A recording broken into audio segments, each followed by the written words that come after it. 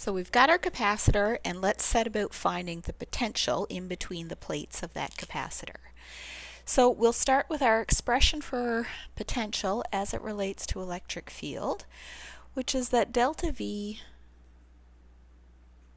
so the change in potential between any 2 points, is minus the integral of E dot ds.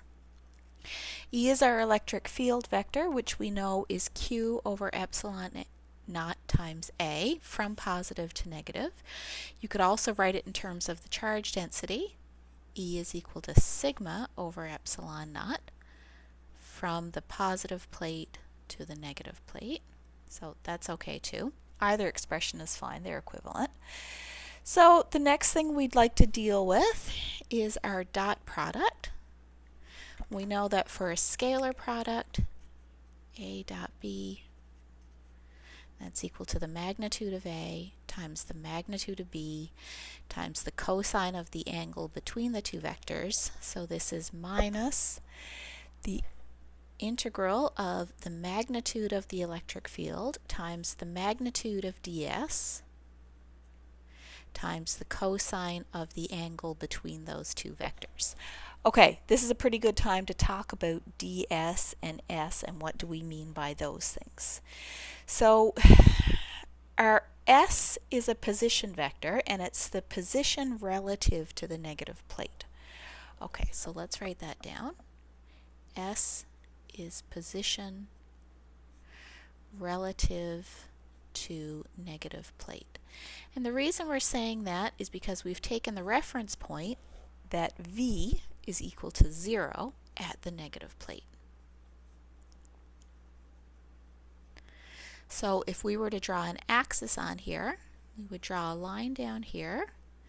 This would be S equals 0, and any specific place we spoke about would have a position vector of S. ds then is a small amount of that distance. So ds would be a little bit on that S vector. Okay, so there's our ds, is that tiny bit. We'll notice here that our ds points to the left and our electric field is to the right. The angle between our electric field and our ds is 180 degrees.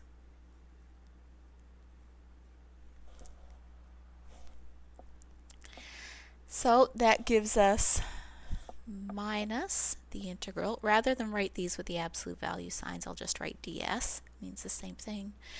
So I got minus the integral E ds times cosine of 180 degrees, which is minus 1. So that gives us the integral of E times ds. Now I feel like we're about to get all tangled with our integrals and our limit. We want to start at the 0 plate. We want to end up at a position S. I think I'm going to use S primed in my notation here so that I don't get tangled up in my limits of my integral. So now the limits of my integral are going to be where I start to where I finish. So I'm going to start at s equals 0 at the negative plate, and I'm going to finish at some position S, or some distance relative to the negative plate. Okay, doing pretty well here now. Let's fill in what I know for the magnitude of our electric field vector. And the magnitude of our electric field vector, I think I'm going to stick with sigma over epsilon naught. If you prefer Q and A, you can certainly write in that notation. So I've got E as sigma over A, then I've got my ds primed. This is a pretty easy integral to deal with. I'll take sigma and epsilon naught outside, going from 0 to S, ds primed. The integral of S primed, ds primed, is just S primed. And that's going to be evaluated at S and 0. So that tells me that my change in potential as I move from the negative plate to some position, so delta V, Vf, that's where I'm at some value of S, minus V initial, that's where S equals 0, is equal to sigma times S over epsilon naught. Now, in normal notation, we would frequently write Vf equals V, and we're given that V initial is V at S equals 0. We know that that's 0. So our final result then is that our potential at some distance s from the negative plate is equal to sigma times that distance divided by epsilon naught. Let's put that one in a box. It's kind of an important expression. And then we remember, of course, that sigma is equal to charge over area.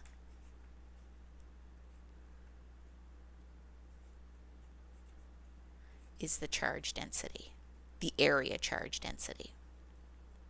It would have units of coulombs over meters squared. So what else will we say here? If we wanted the total potential between the plates, if the plates were separated by a distance d, let's get that in there in a different color. So if our plates are separated by distance d, then at the positive plate, we have S equals D, so that the total potential difference between the plates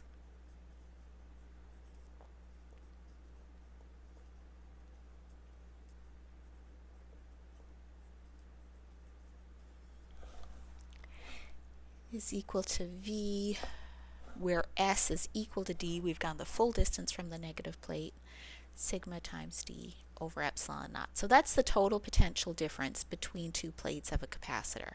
If you know something about the charge and you know how much the plates are separated by, you can find the potential between the plates. The last thing we'll do, and the specific example doesn't ask us to, but let's do it anyway, is let's fill in the equipotential lines. So what do we know about equipotential lines?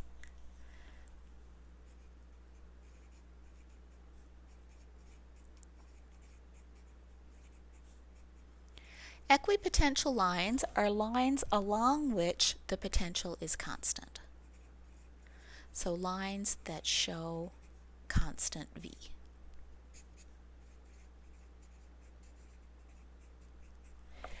We know that our potential, V, is sigma times S over epsilon naught. Sigma and epsilon naught are constants.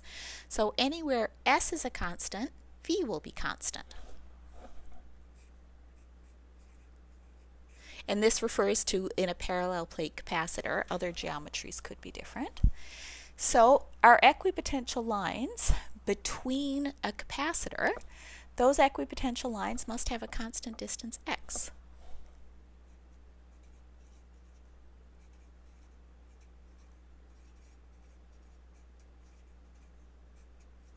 If they have constant s, it tells us that they're a constant distance to the negative plate. They're parallel to the negative plate.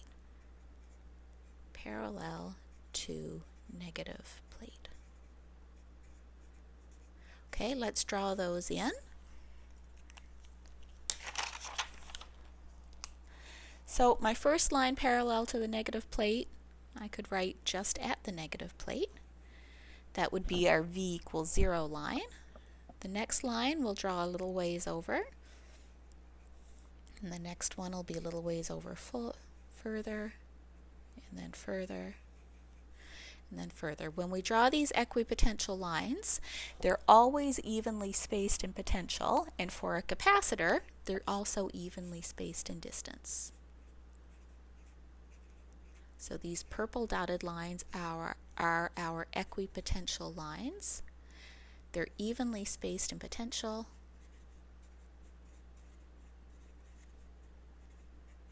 And for this example, for a capacitor, they're also evenly spaced in distance.